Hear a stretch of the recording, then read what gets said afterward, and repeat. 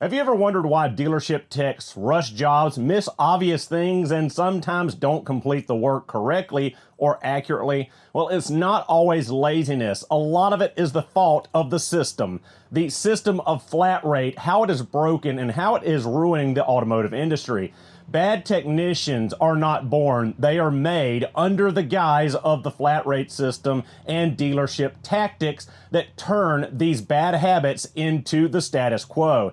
In today's video, we're going to be talking about the flat rate system, how it affects the automotive industry, and why it is part of the reason why dealership technicians have such a bad rep and a bad name, and what can be done to change this.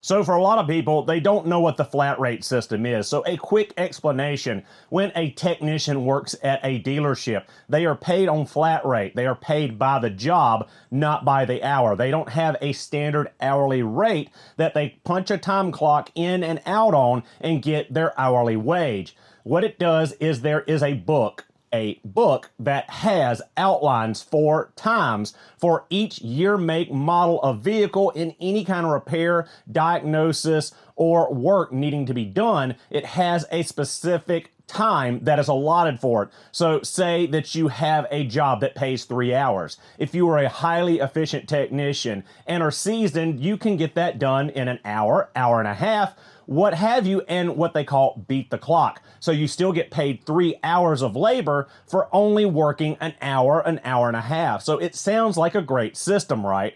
Well, it's great when you are able to, quote unquote, beat the clock. But in other times where there are difficulties, say a broken bolt, a snapped off bolt, rust, or any kind of complication that occurs, parts can break, all kinds of things can go wrong.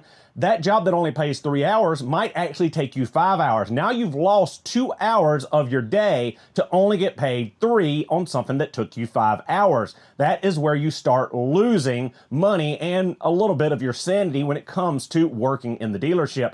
That is what breeds these bad habits, what creates the shortcuts, because everyone is trying to beat the clock. You always want to have less time invested than what the book time or the payout is on a job. So sometimes corners get cut, things are not done correctly, and those bad habits start to be learned by young techs coming into the industry. So how it breeds bad technicians, bad mechanics, it's just by default of the way the system works. Flat rate rewards time, not quality, not accuracy. The faster you are, the more money you can make. So that is where that breeds into the mind of mechanics, this cutting of corners, missing obvious things, and taking the fast way out. So diagnostics is pretty much out for a lot of flat rate techs. They part swap rather than doing proper diagnostic work.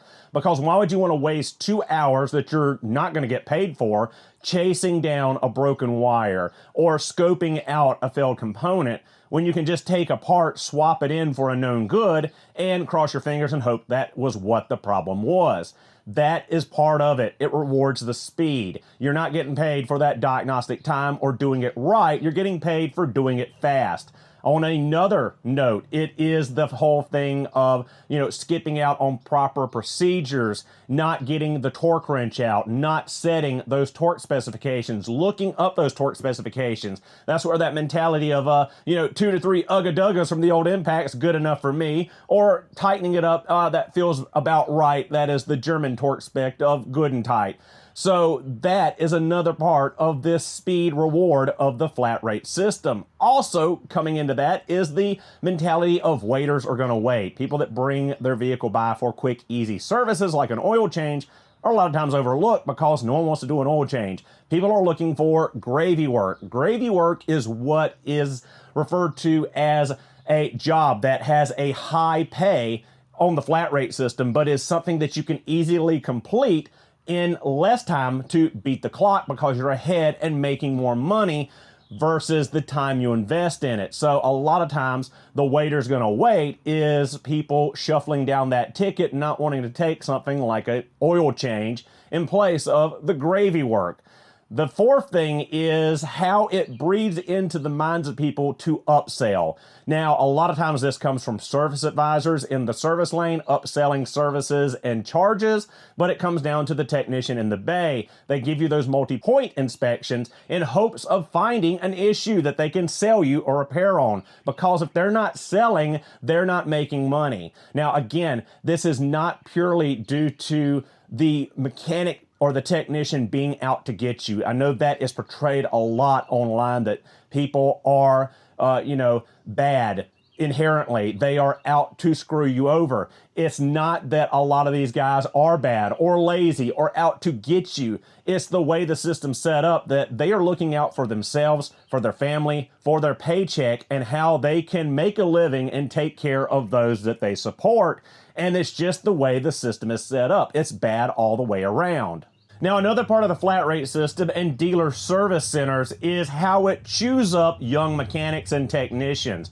A lot of times young guys come into the industry, go to the dealership, and are cast into the flat rate system, a lot of times without proper training and without proper advisement. So they're just out there told to flag as many hours as they can, not do the job right and accurately. So a lot of times when things go wrong, or there's comebacks or there's issues, these young guys are thrown under the bus and used as a scapegoat. A lot of times for things that were not properly explained to them, they were not trained on, and really is no fault of their own just because they are green and they haven't been told any different. So that is one of the things that makes young guys that come out of trade school, get into this industry, feel really shafted by the system, by the trade, and a lot of times will leave within the first couple of years and go on to a different trade or a different industry, or go back to school because of their treatment at the dealership, how they're used as basically an expendable pawn, and how they get blamed for anything that happens because everything rolls downhill in the dealership model, and the technicians are low on the totem pole, and the young guys and the fresh guys are even lower.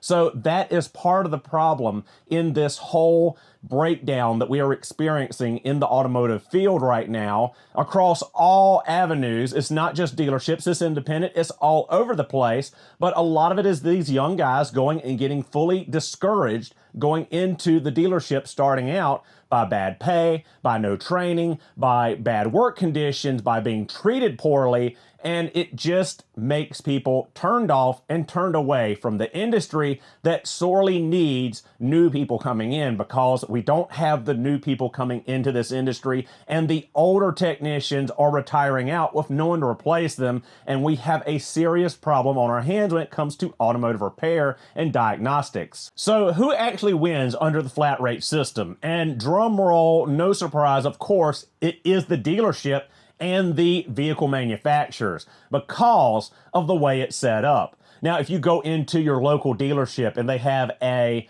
$120, $150, $200 an hour labor rate, that technician is not making that money. They are getting paid on average between $14 to maybe $35, $40 at the high end for senior masters for that hourly rate. So that hourly rate that you're getting charged by being a customer, they're only getting a small fraction of that. The rest of it, straight profit going into the pocket of the dealership, because again, the system is set up against the mechanic. Most of the time, they are providing their own tools, paying for their own training prior to coming in. A lot of times the manufacturers will pay for their training and continued education afterwards. Sometimes they will pay for specialized tooling, but as the majority of it, the dealership only has the money in hiring the guy and sticking him in the bay and paying for fluids, electricity, things of that nature. The rest of it, the guy showing up, he's got his tools, he's got his education, and they are making triple, quadruple off of his labor rate off of each hour they sell to the customer. So what is an alternative to this flat rate system? How can we correct this? Well, a lot of independent shops have gone to an hourly rate where you're paid hourly plus efficiency bonuses. So with that system, stress comes way down for the technician because they're not always out to fight the clock or flag hours and get their paycheck to where it should be. They know they have a guaranteed minimum for just showing up and being there, but they also know that working efficiently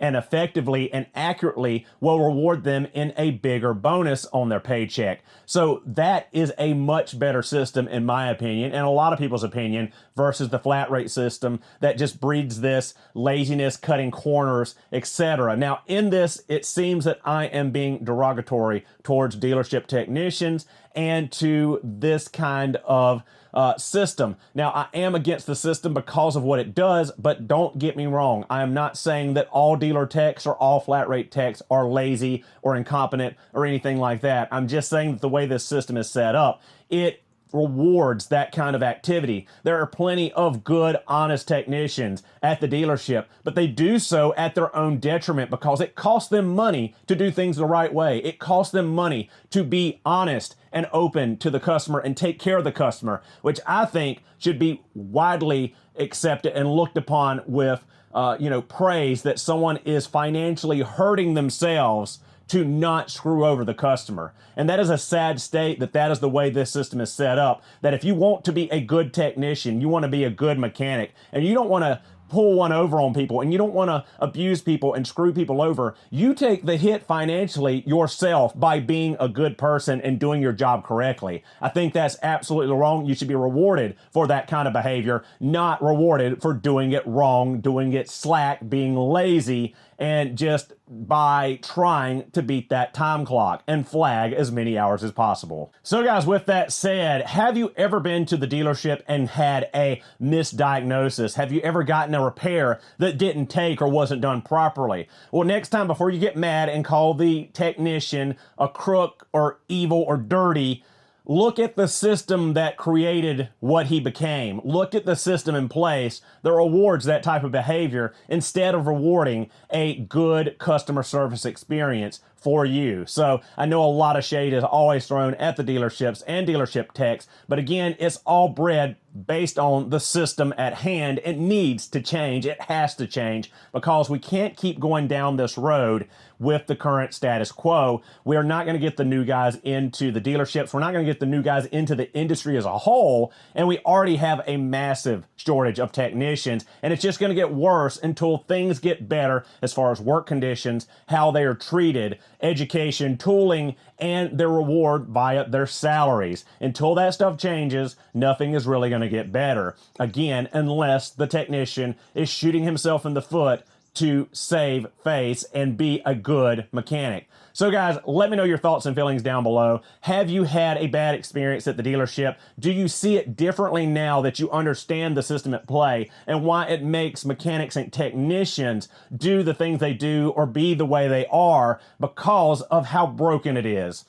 And to you mechanics, to you dealership techs, have you had experiences in the past where you've had to do things that you could not sleep that night because of? They hurt you deep in your consciousness that you knew was wrong, but sometimes you did just because you had to make your paycheck. You had to make that salary to take care of your family, your loved ones, or what have you. Have you left the industry due to the flat rate system? Have you gone independent? Are you on a better pay system with an hourly rate, with incentives? Let me know down below what you've got going on. Thank you guys so much for watching. Hope you enjoyed the video. Don't forget to like, comment, and subscribe for future Subaru and tool content. I'll see you guys in the next one.